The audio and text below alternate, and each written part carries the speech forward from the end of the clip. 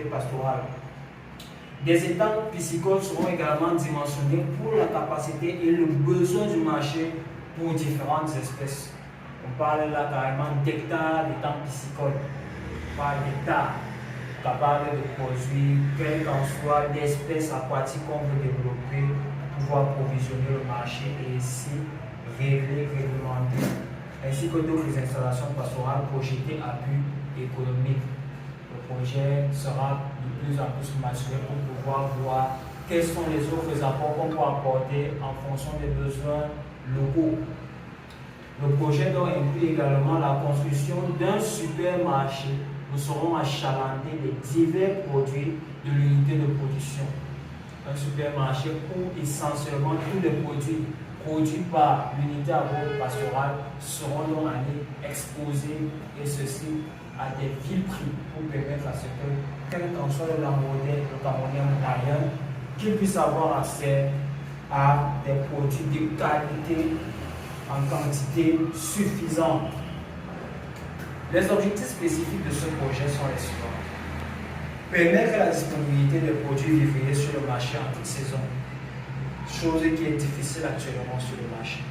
Réduire la dépendance aux importations, arrêter d'exporter les riz en Asie, en Europe, tout ça. Réduire drastiquement les importations. Éviter la hausse des prix des produits alimentaires sur le marché à cause des déficits d'approvisionnement, tout augmente, tout flambe. Plus il y a présent sur le marché, plus ça sera facile à acheter. Favoriser la consommation locale. Nous consommons essentiellement étranger, surtout le riz. Vu que le riz est l'aliment le plus consommé au Cameroun, nous consommons essentiellement pas local. Oui. Promouvoir le développement agricole au Cameroun. Nombreux sont ceux-là qui ont commencé à se retirer de l'agriculture parce que ça nécessite énormément de moyens. Il faudrait essayer de changer donc la donne, d'où l'objectif de ce projet.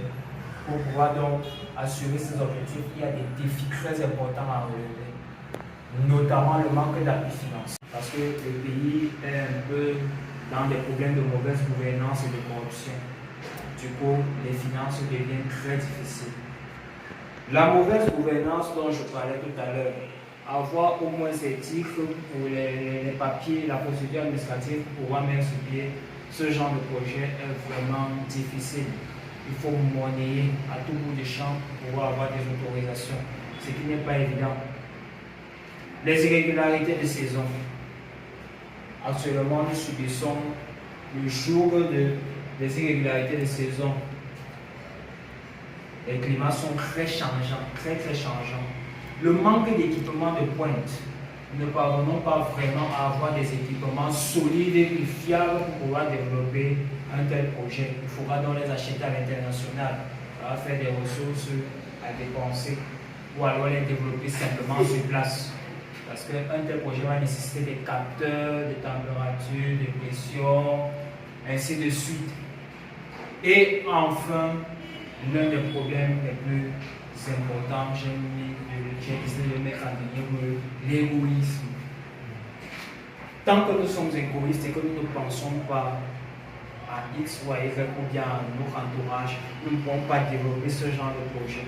Un projet s'implémente dans l'optique d'aider et non dans l'optique de se faire de l'argent. Se faire de l'argent, c'est le dernier recours.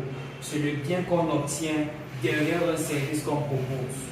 Mais le service en lui-même est pour aider quelqu'un et donc aider la population. Et si nous faisons preuve d'égoïsme, ce genre de problème ne va jamais voir le jour.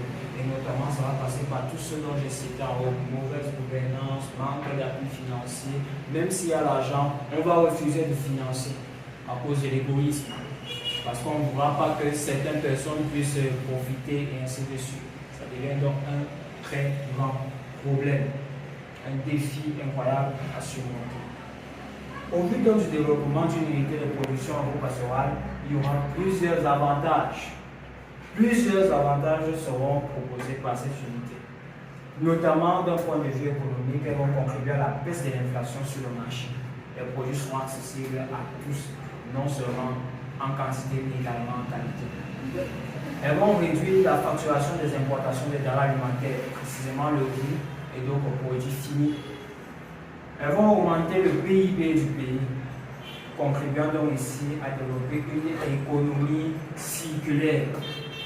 Tout simplement, si on produit local, on consomme local, l'argent tourne dans le pays et ne s'en va plus à l'extérieur. En réduisant la facture des importations, l'argent reste dans le pays pour permettre le développement d'autres filières.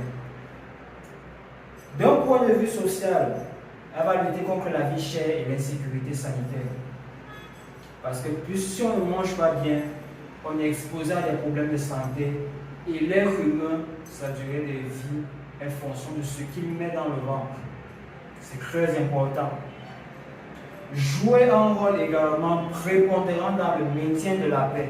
Si dans un pays, tout le monde mange à sa faim, ça va réduire drastiquement les tumultes. Il n'y aura pas de problème. Tout le monde sera satisfait parce qu'il peut manger et se reposer en paix chez lui. Il n'y aura pas de tumulte. Enfin, favoriser le développement des emplois. Mettre sur pied une filière pareille va proposer énormément d'emplois, que ce soit dans le domaine de l'unité agricole, que ce soit dans le domaine de l'unité pastorale et même dans le supermarché à développer pour pouvoir permettre la commercialisation de ces produits.